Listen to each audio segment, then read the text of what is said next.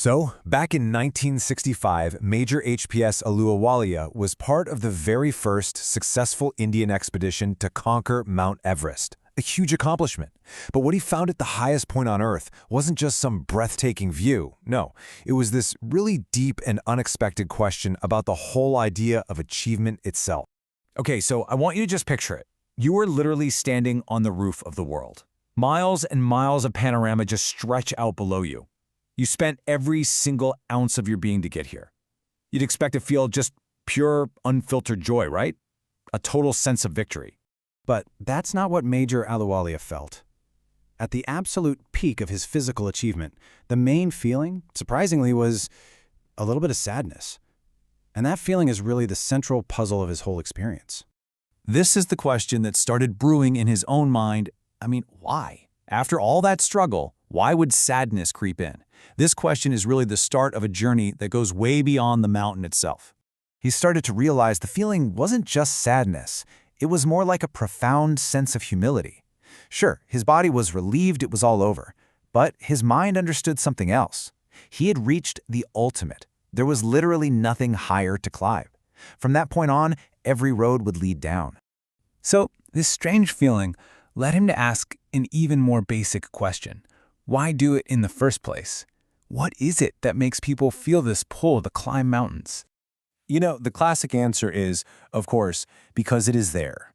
And yeah, it sounds simple, but it actually speaks to a really deep human need. That pure delight we get in overcoming massive obstacles. The challenge is the reason. And boy, what a challenge it is. A climb like Everest is just a raw demonstration of these three qualities. It demands incredible endurance. You have to be unbelievably persistent, and it takes sheer willpower. For Ahluwalia, showing he had these physical qualities was, as he put it, exhilarating. And we really can't downplay the physical reality here. He calls it a brutal struggle with rock and ice. And once you start, you can't just give up, even when your life is on the line. Because guess what? The journey back down is just as hard as the journey up. He paints this really vivid picture of that final ascent. It's all about teamwork. Your buddy is up ahead, slowly, painstakingly cutting little footholds in the solid ice. He secures the rope, and then it's your turn to just inch your way up, straining every single nerve. You even find yourself cursing for being there, wondering why on earth you ever started. But then, almost as soon as the thought of turning back creeps in, something inside you just refuses to give up. And this is where the climb starts to change from just a physical fight into something much, much deeper. And this brings us to a really crucial point, he realized. Getting to the top is only one piece of the puzzle.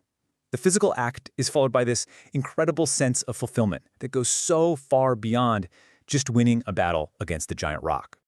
See, when you're standing on that summit, you don't feel like some giant who's conquered nature. It's the opposite. You become so aware of how small you are in this vast universe. The whole experience is emotional. It's deeply spiritual. It's humbling. And you can see this sense of humility perfectly in what the climbers left behind. They didn't just plant flags to claim it, they left symbols of reverence. Ahluwalia left a picture of Guru Nanak. His friends left symbols from their own faiths. These aren't acts of ownership. They're acts of worship, of gratitude. So this all leads us to the core idea of his whole reflection. After climbing the highest physical point on Earth, he realized there's another summit to climb, and it might just be more important. And this is what he calls the summit within. It's that internal mountain peak that's inside every single one of us.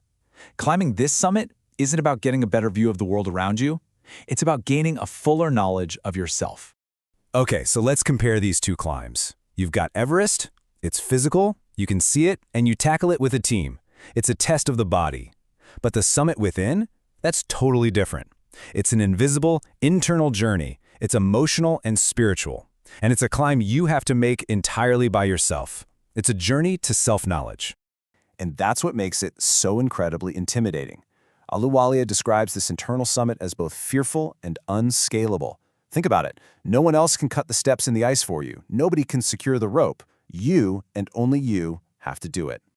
So how do these two massive climbs actually connect? How does conquering the physical one help you conquer the internal one? Well, he believes that the act of climbing Everest gave him the inspiration, the mental toughness, to face life's other challenges, those internal mountains, with real determination. You could say the physical climb was basically a training ground for the spiritual one. At the end of the day, both climbs are totally transformative. Yeah, they teach you about the world, but more importantly, they teach you about yourself. The act of pushing yourself, of going past your limits, it changes you. Period. And this is his final, really powerful takeaway. After standing on the highest peak in the world, his conclusion is that the mountains we have to climb inside our own minds are maybe even higher than Everest. And conquering them, that's the most worthwhile adventure of all.